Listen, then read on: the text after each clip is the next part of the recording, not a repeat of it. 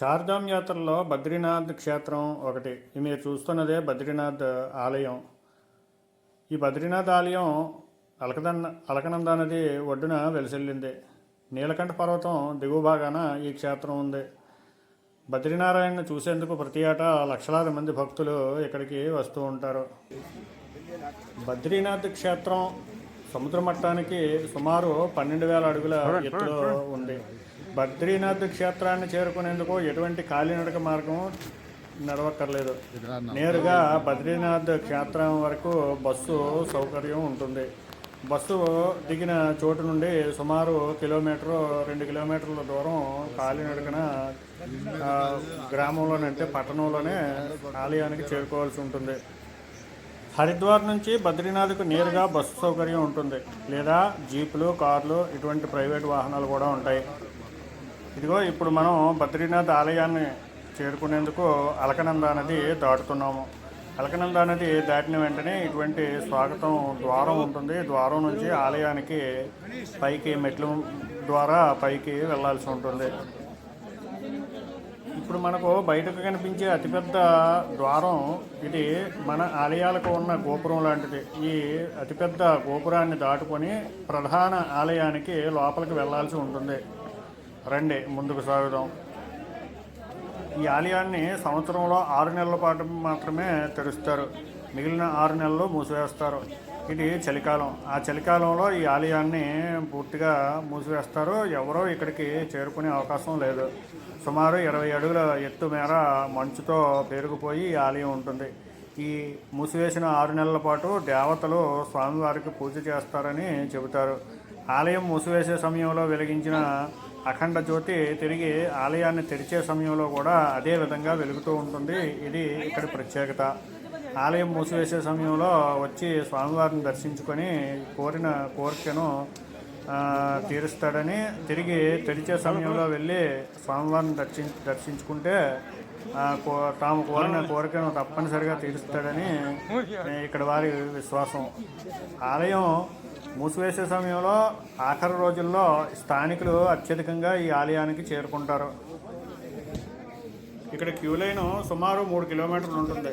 మేము ఇప్పుడు ఉదయం 8 గంటలకు క్యూ లైన్కి చేరుకున్నాము. అప్పటికే కిలోమీటర్ పైగా క్యూ లైన్ ఉంది. భక్తులు తాకిడి ఎక్కువగా ఉండడంతో సుమారు కిలోమీటర్ పైనే మేము క్యూ లైన్లో నిలబడాల్సి వచ్చింది. అదే తెల్లవారుజామునే ఈ ఆలయానికి చేరుకుంటే ఇంత పెద్ద క్యూ లైన్ ఉండే అవకాశం ఉండదు. ఎట్టి సీజన్లోనైనా తెల్లవారుజామునే ఆలయానికి చేరుకుంటే ఇటువంటి ఇబ్బంది పడాల్సిన అవసరం ఉండదు. ఈ క్యూ లైన్లో నించుని ఇక్కడ నుంచి ప్రధాన ద్వారం వద్దకు చేరుకుంటాం. ప్రధాన ద్వారం నుంచి లోపలకు వెళ్ళేందుకు కొంచెం సమయం పడుతుంది. ఈ ప్రధాన ద్వారం నుంచి దాటుకొని లోపలికి వెళ్తే ప్రధాన ఆలయం లోపల ప్రధాన గోపురం ఉంటుంది. అక్కడి నుంచి స్వామివారిని దర్శనం అనుమతిస్తారు. ఒక్కో సమయంలో గర్భగుడికి దగ్గరగా కూడా అనుమతిస్తారు. ఈసారి మేము వెళ్ళినప్పుడు గర్భగుడికి అనుమతించారు.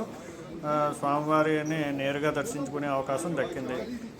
అక్కడి నుండి బయటకు వచ్చిన తర్వాత ఈ గోపురం లోపల అంటే ప్రధాన ఆలయం చుట్టూ అనేక ఉప ఆలయాలు ఉంటాయి.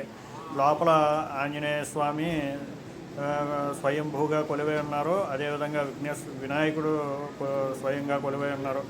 అదేవిధంగా అన్నపూర్ణేశ్వర దేవి, తర్వాత కాలభైరవుడు, ఇలా అనేక రూపాలు లోపల కొలువై ఉన్నాయి. ఈ లోపల ఉండే మూల అంటే నైరుతి మూలలో, ఆలయానికి నైరుతి మూలలో ఆదిగురు శంకరాచార్యుల వారి మఠం కూడా ఉంది. స్వామివారి విగ్రహం కూడా లోపల ఉంటుంది. అదేవిధంగా ఆదిగురు శంకరాచార్యుల వారి శిష్యులు వివరాలు, వారి యొక్క విగ్రహాలు కూడా లోపల ఉంటాయి. ఆలయానికి నేరుగా వెనుక పక్క పరకామణి అంటే స్వామివారికి వచ్చిన హుండీ సొమ్మును లెక్కిస్తారు. ఈసారి మేము వెళ్ళినప్పుడు ఈ స్వామివారి పరకామణి సేవలో పాల్గొనే అవకాశం దక్కింది. వాళ్ళే స్వయంగా మమ్మల్ని పిలిచి సేవ చేయమని చెప్పారు. ఒక అరగంట సేపు మేము లోపల స్వామివారి ఉండిలో పడిన సొమ్మును లెక్కించి వారికి అప్పగించడం జరిగింది. అది మా అదృష్టంగా భావించాము. ఇక లోపల అనేక ప్రదేశాలు ఉంటాయి, అంటే ఆలయాలు ఉంటాయి, వాటిని సందర్శించండి. ఈసారి మీరు వెళ్ళినప్పుడు ఈ ఆలయం లోపలికి వెళ్ళిన వెంటనే బయటకు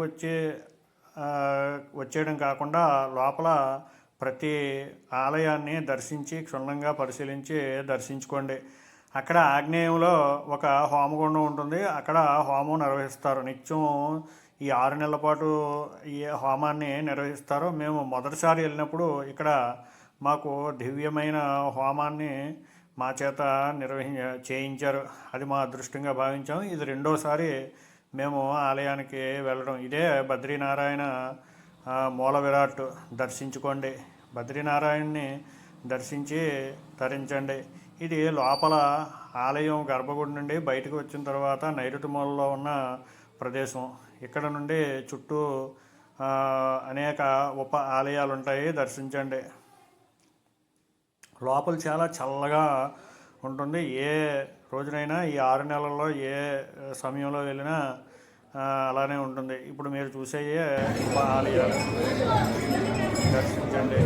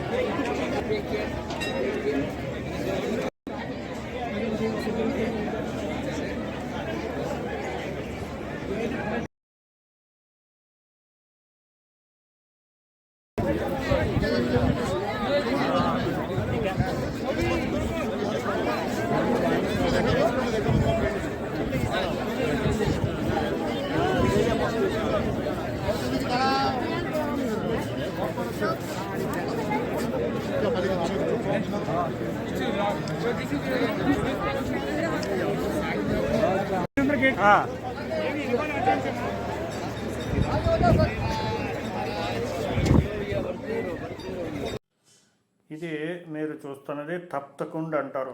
ఇది వేడి నీటి కుండం. ఇక్కడ అత్యంత వేడి నీరు ప్రవహిస్తుంది. ఇది స్నానాలు ఆచరిస్తారు. ఈ తప్తకుండలో స్నానం ఆచరిస్తే సకల రోగాలు పోతాయని విశ్వసిస్తారు. ఇక్కడికి మేము వచ్చి ఈ కాసిని వేడి నీళ్ళు చల్లుకున్నాం. ఇక్కడి నుంచి నీటిని కూడా తీసుకెళ్తారు. ఈ చుట్టూ అలకనంద నది అత్యంత కూల్, అంటే ఐస్ గడ్డ కట్టిన చల్లగా ఉంటుంది. అటువంటి నది పక్కనే ఈ తప్తకుండు అత్యంత వేడిగా ఉంటాయి నీళ్ళు. భూమిలో నుంచి ఉదకం ఈ కారణంగా ఈ నీరు వేడిగా ఉంటుందట. ఆదిశంకరాచార్యుల వారు వారి యొక్క శిష్యులు చన్నీటిలో స్నానం చేయడానికి ఇబ్బంది పడుతున్నారని ఈ కుండాన్ని సృష్టించారని చెబుతారు.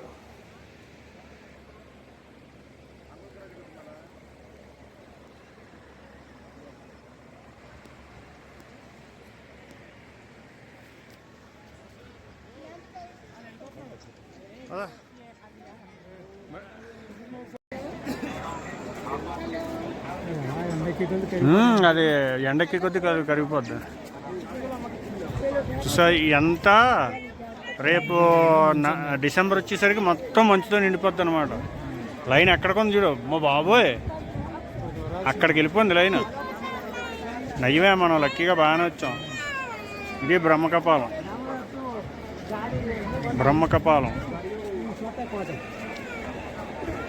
పిండ ప్రదానాలు చేస్తూ ఉంటారు అక్కడ.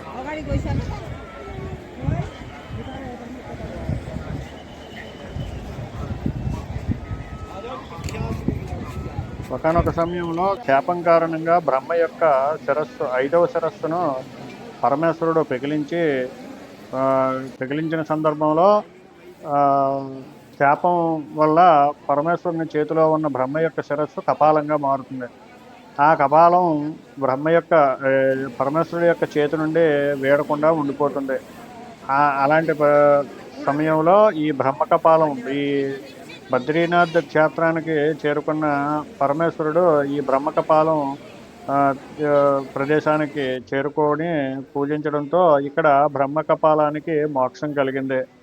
అప్పటితో పరమేశ్వరుని చేతి నుండి బ్రహ్మకపాలం వీడిపోయి బ్రహ్మ యొక్క కపాలానికి మోక్షం కలిగిందట. అందుకనే ఈ ప్రాంతాన్ని బ్రహ్మకపాలంగా పిలుస్తారు. ఇక్కడే పితరులకు మోక్షం కోసం ఇక్కడ పిండ ప్రదానాలు నిర్వహిస్తారు.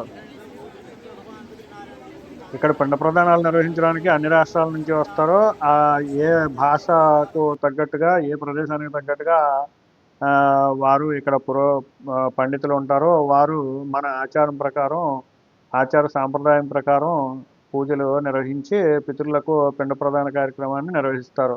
అందుకు ఇక్కడ పిండ ప్రదానాలు నిర్వహిస్తే కాలం చేసిన వారు పుణ్యలోకాలకు గతి కలుగుతుందని విశ్వసిస్తారు. అత్యంత పవిత్రమైన ఈ అలకనంద నది స్వచ్ఛంగా ప్రవహిస్తుంది.